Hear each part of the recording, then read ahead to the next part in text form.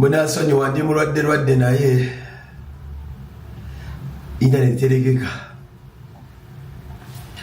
Internet teregeka. Ate abawagizi bange mbaagala nnyo so nno batera yakavako. Nammere n'entalo ze bannange ali ku babaka banne ali mu kuvuluga, ali ku babaka banne avuluga.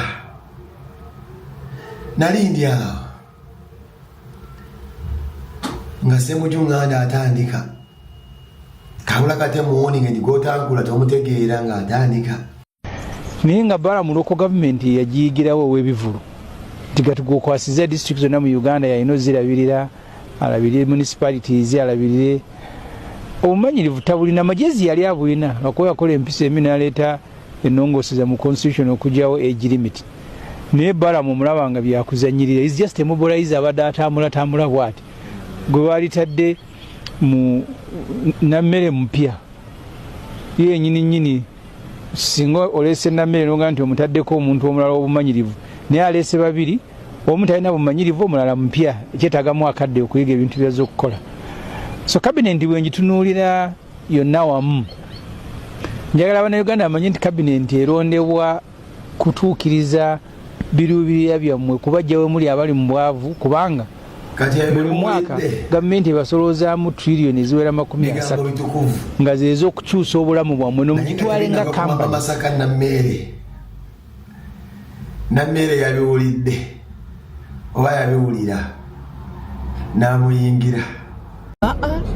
Tegeera nti mu nsi wazaalibwayo n'abakyala nga Nammere nga mugezi, ng'alabika bulungi, ng'asobola nga muggusa nsonga.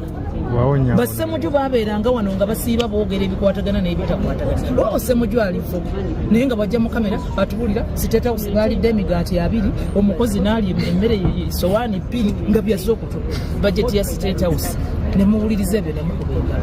Kakati olw'okuba temwamanyira bakyala kubafeko naddala abato, young women in leadership, bwe tujja ne tubavoko ffe abamu mwabamu mwekanga ate mukyekango kyammwe ne mugiyita excitement. Gwali excited gwaba naye nga kituufu omusajja bwe yali asoma bajeti ya State House yateekamu emigaati oba lino zzoleyo nakumanyiira. Ssemujjunganda wali osoma bajeti wateekamu emigaati katukuwulirize. State House, the total budget for the residence of the president in this budget before the second Corugenda was 417.9 billion. This means that every day the president and his family, because they are the ones staying in the State House, they spend 1.1 billion.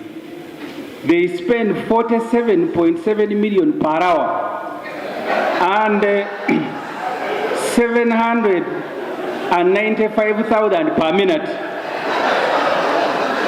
To put it even more clearly, for every 2 minutes, you can count now, every 2 minutes, they are spending 1.5 million every 2 minutes. The president operates 2 residences at Nakasero and Entebbe illegally.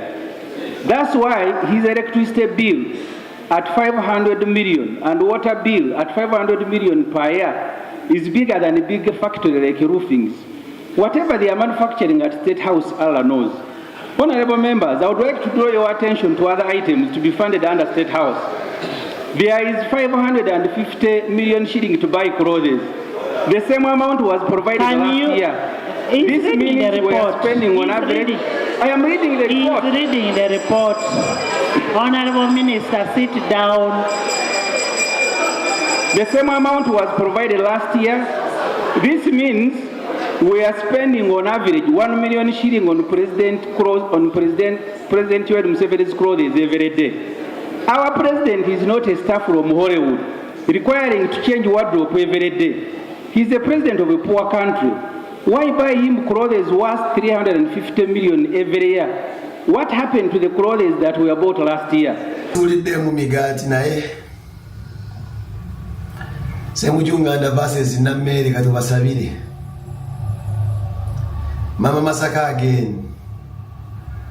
N'alumbibwa omulala ono naye mubaka aludde mu parliamenti maama waffe Betty Nambooze bakireke ngera tayingira maama Masaka uliriza ne baleeta na mere bolowooza bwowulira byayogera olabanga gwe balonze ku bwayigigi nze mpulira nga ayogera nga agamba bamulonze ku bwayigigi mangi ate yalowooza bamulonze lwa ssente za PDM naye nze okusinziira bwe nasoma etteeka erifuga PDM teririna bwe likwataganira na minisita wa local government pozo olw'okuwulira nti mulimu ab'emiruka temuli bwe likwataganira nnyo na minisita wa local government amaanyi mangi ministry gyagenda okukulembera erina trillion 6 5.4 misaala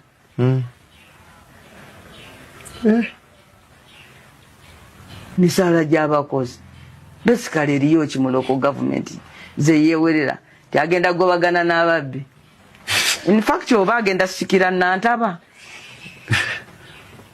agenda kusikira Anite oba Nantaba omu ku babiri abo era ajja kwetoloola emyetololo ojjukira Nantaba bamulonda ku bwa minisita bw'ettaka nene yeefuula poliisi yakola bingi so n'oyo naye amaanyi gajja mugwa ajja kusitula mu palamenti ng'ayogera ebintu bwe biti emirundi nga gijo nga bamusekerera naddamu nga papita amugamba naye maama Mamito maama Masaka nga naye amuyingira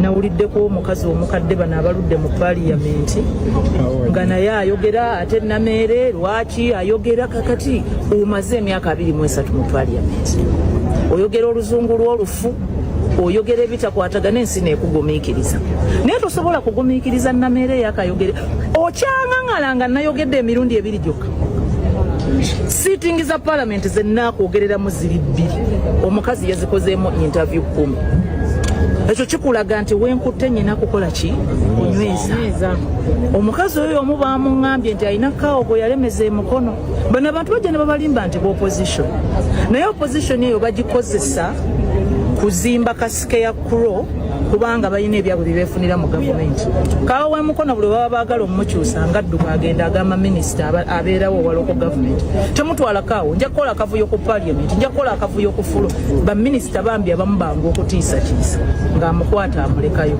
tugenda kumunoonyerezaako tukakase emyaka 9 gy'amazeeyo kiki kye mubadde mukukuta naye